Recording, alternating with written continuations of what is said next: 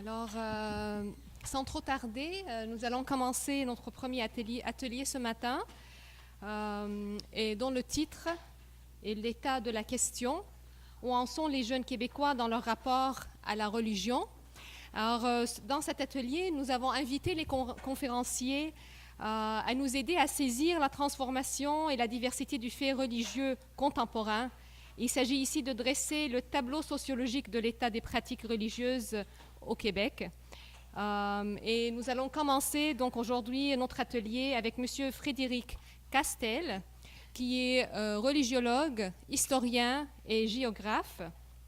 M. Castel est chargé de cours au département des sciences des religions de l'UQAM et membre du groupe de recherche interdisciplinaire sur le Montréal ethno-religieux et membre associé du CRIEC à l'UQAM.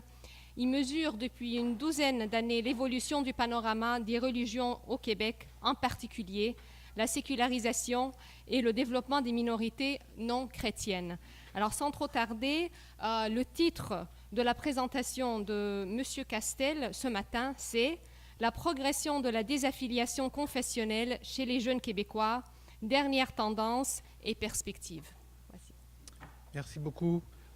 Alors, est-ce qu'on m'entend bien avec le micro ou il faut que je parle fort? C'est bon? C'est bon, mais parlez fort. Bon. Ah oui, c'est ça. Bon, alors je vais tonitruer.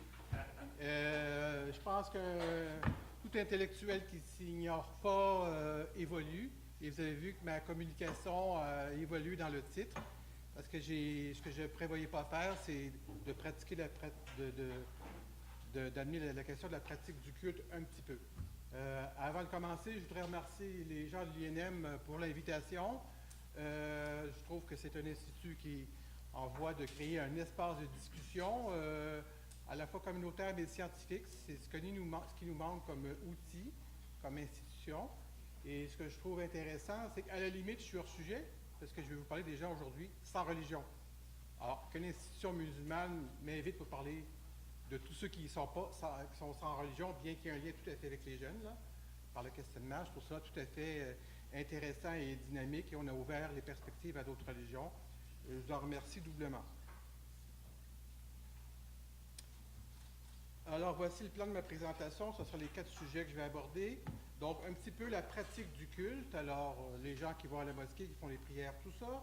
Mais dans l'esprit, ma question d'arrière-fond sera toujours les jeunes. Mais moi, comme je pars avec des statistiques, il faut que je le mesure, le phénomène. Et ça, plein de gens en parlent, en discutent, mais on n'a pas de chiffres. Et les gens vont exagérer le phénomène ou l'écarter, mais on n'en sait rien. Là, j'ai quelques chiffres à présenter pour ce sujet. Et donc, dans la pratique du culte, je vais opposer immigrants natifs. Alors, vous pouvez deviner que les natifs musulmans sont plus facilement les enfants des immigrants. Et donc, on a affaire aux jeunes. Je vais parler de la non-affiliation religieuse, donc les gens sans religion. Je vais voir la tendance générale au Québec, toutes tendances confondues, tout âge, tendance de fond. La non-affiliation religieuse, la tendance chez les jeunes, mais sans que ça, peu importe l'origine culturelle ou religieuse. Et je vais m'intéresser à la fin à la non-affiliation religieuse chez les jeunes de culture musulmane. Alors, le barème étant le fait d'être d'origine algérienne, marocaine ou autre, voir ce qu'il en est pour eux. Alors, la pratique du culte, ça serait un sujet extrêmement intéressant et fondamental, parce qu'avec ça, on peut plus facilement mesurer le rapport à la religion. Parce que tout le monde, un petit peu, qui fréquente une communauté religieuse, ne serait-ce que par l'étude, on voit que c'est toujours une géométrie variable, allant de très pratiquant, un peu pratiquant, à croyant, pas pratiquant. Alors, ça serait fascinant de continuer là-dessus, mais je vais juste, moi, passer un petit peu vite là-dessus. Alors, je vais comparer, donc, la pratique du culte chez les natifs et puis les immigrants natifs, sous-entendu, ce que j'espère trouver, c'est les jeunes, et puis toute religion confondue, pour qu'on ait d'abord un paysage global. Alors, des données qui datent de 2007, de la Commission des droits de la personne, voici les premiers chiffres. Ça, c'est pour le Québec pour le moment. Alors, quel est le pourcentage de gens qui pratiquent de façon le pourcentage de gens qui ont une pratique collective hebdomadaire, c'est-à-dire que je pratique avec d'autres personnes, de façon hebdomadaire, alors on peut deviner que c'est la fréquence d'un lieu de culte. Mais pas forcément, je peux le faire dans la famille avec d'autres gens, mais le sous-entendu est plutôt là. Alors, si je regarde les immigrants, ben voici un chiffre que j'ai évoqué un petit peu à l'automne, mais voici, c'est chez les musulmans, 16% donc fréquentent probablement un lieu de culte à chaque semaine. On peut considérer que c'est faible, mais oui, ça l'est objectivement, mais ce n'est pas unique. 22% des Juifs fréquentent un lieu de culte, 26% des catholiques et 50% des protestants à la limite. Et ça, c'est les immigrants. Alors là, ça montre que si on a l'impression que les jeunes se distancient de la religion, bien, les parents sont où? Alors déjà, là, on a une première question, une première observation questionnante. Alors les natifs, maintenant, leurs enfants probablement. Alors chez les catholiques, on ne peut pas s'en servir parce que les natifs, grosso modo, c'est les Canadiens français. On ne peut pas comparer avec les immigrants, c'est d'autres origines ethniques, ça ne marche pas. Les protestants, probablement, en bonne partie aussi, je vais éliminer, mais ce qui va m'intéresser, c'est les musulmans et les juifs.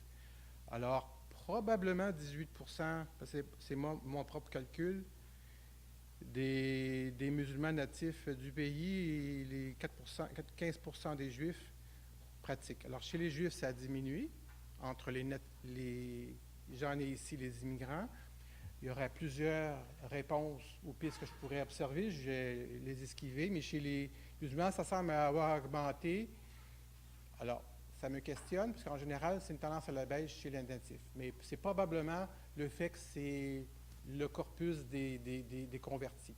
Le converti étant d'un certain âge, étant né ici, ça doit probablement jouer dans l'augmentation.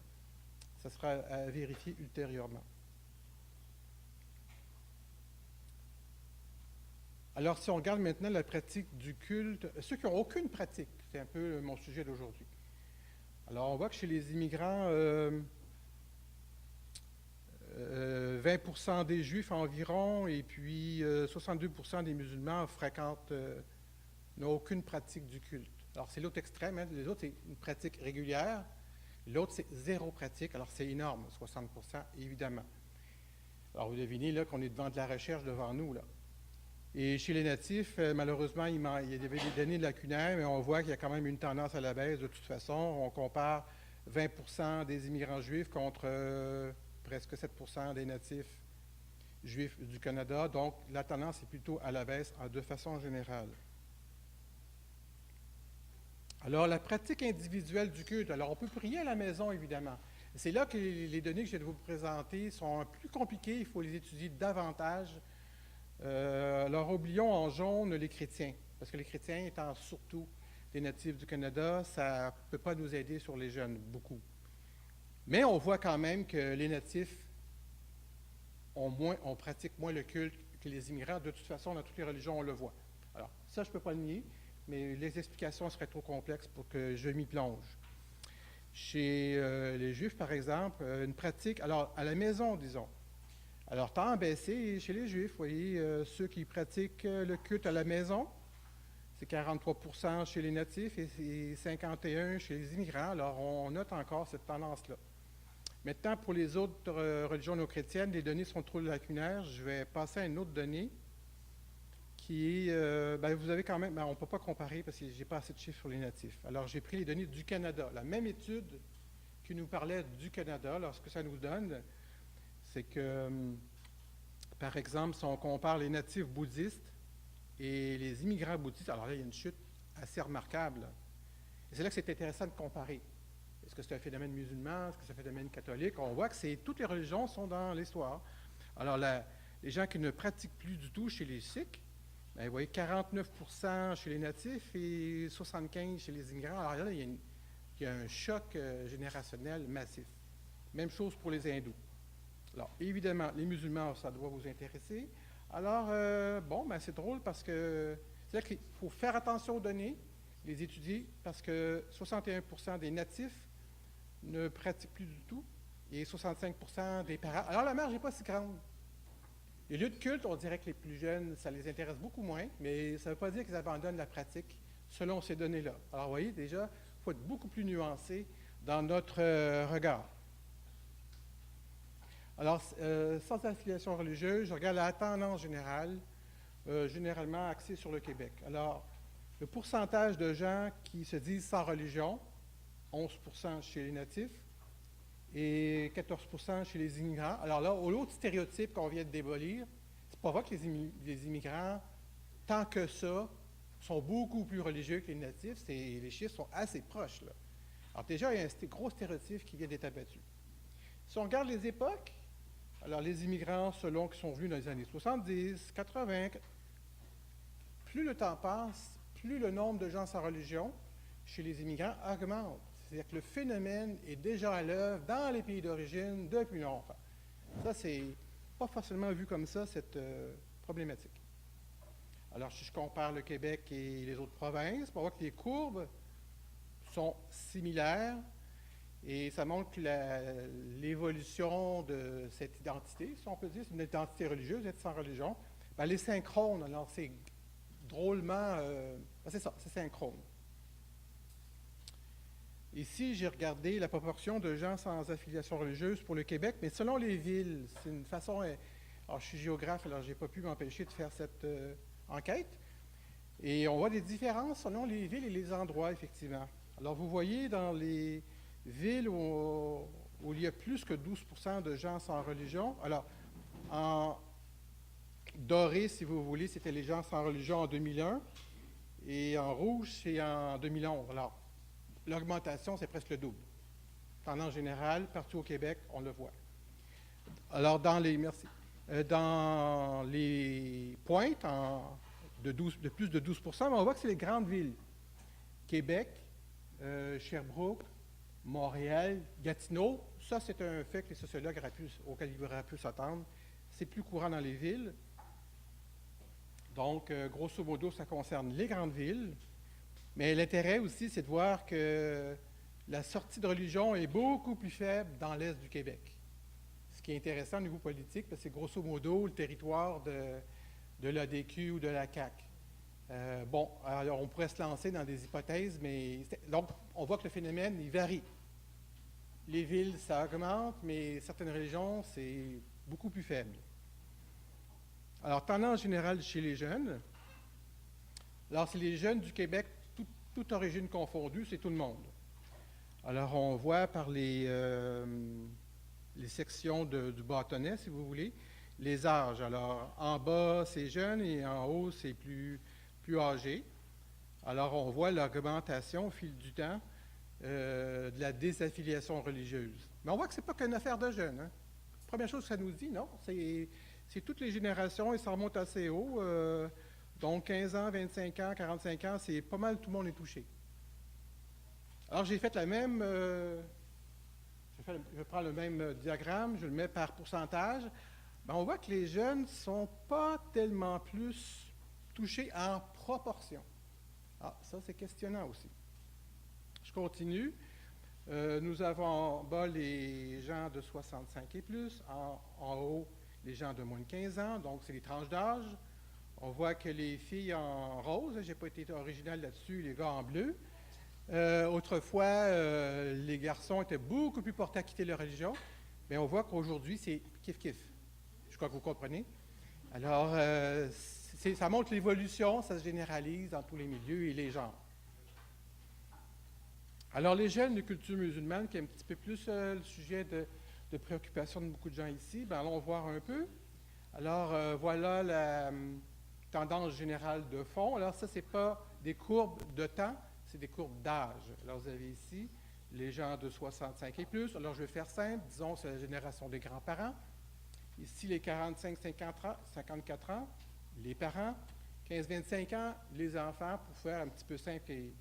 Bon, alors, première chose que ça nous dit, c'est qu'effectivement, une évolution en fonction enfin, une évolution, une progression, si vous voulez, en termes certainement de temps. Mais on voit que les grands-parents ne sont pas épargnés. Hein. Il y a des chiffres assez hauts dès le départ. Là. Il y a des communautés, on est déjà dans les 25% et tout ça. Mais la tendance de fond, alors j'ai pris tous les groupes là, associés à l'islam, les Bosniaques, les Marocains, les Algériens, tout ce que vous voulez, les Turcs, les Iraniens, Ça augmente partout, en fonction de l'âge. Mais la découverte, c'est que ce n'est pas que les jeunes. C'est une tendance générationnelle, au fond. Je dois expliquer tout. Oh, je ne peux pas reculer, je ne sais pas comment on fait pour reculer. Il y a une courbe ici étrange. Ici, c'est ceux qui se disent berbères et exclusivement berbères. Alors, je crois que la raison de ça, c'est que les premiers immigrants étaient des gens actifs d'un parti politique plutôt anti-religieux. Je crois que c'est plutôt ça. C'est que la première génération, c'était cette vague. Mais pour les autres, on voit la courbe. Alors, regardons donc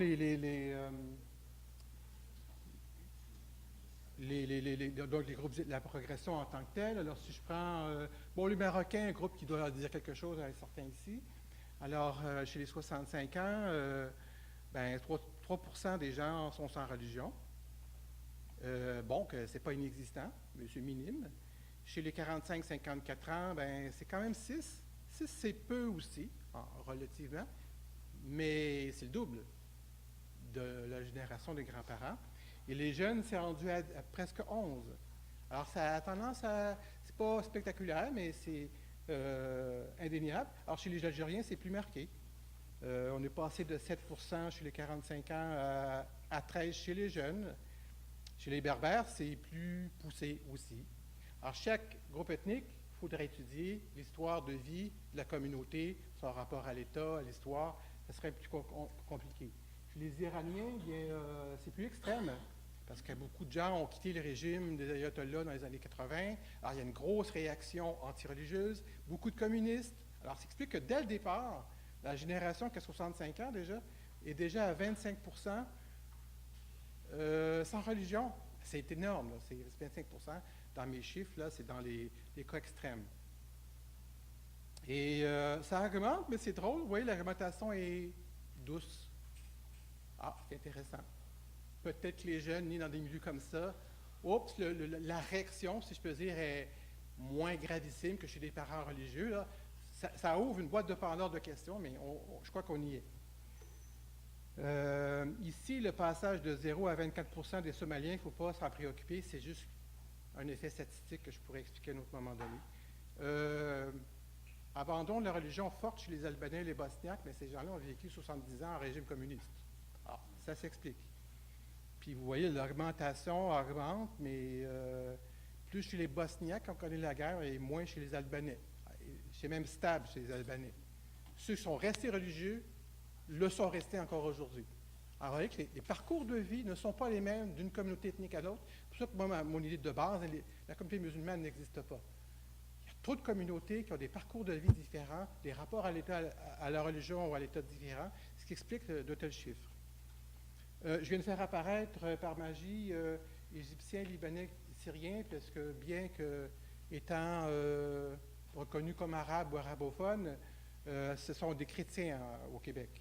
Vous voyez que les chrétiens arabophones connaissent le même mouvement. C'est à peu près identique aux musulmans. Alors là, le lien avec la religion, attention, c'est autre chose qui se passe.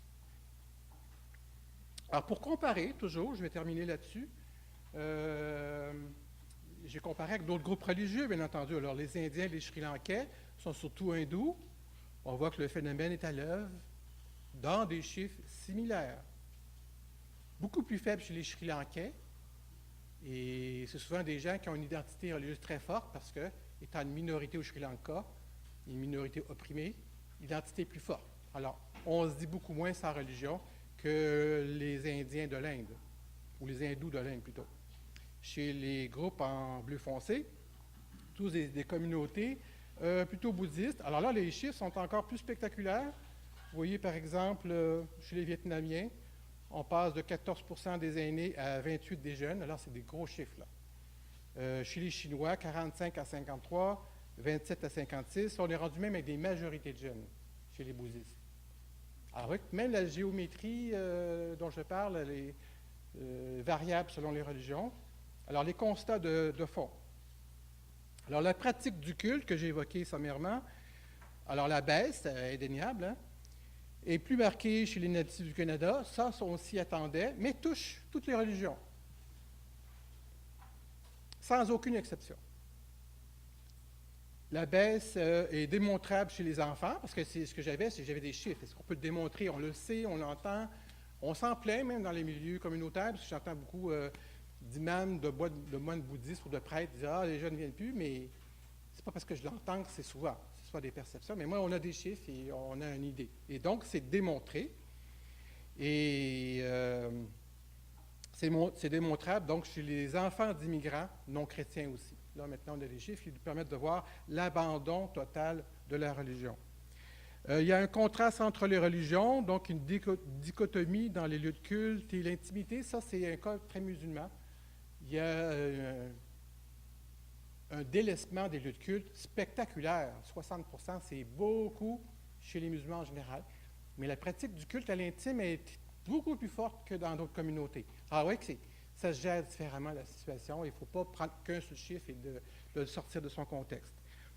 La désaffiliation confessionnelle, donc c'est l'abandon total de la religion dans ce cas-ci. Donc non seulement on ne pratique plus, mais on ne croit plus. Alors la tendance générationnelle est plus marquée chez les jeunes. Donc, premier constat, c'est que c'est générationnel. Ce n'est pas que les jeunes touchés par ça. Mais évidemment, les jeunes, il y a un accélérant.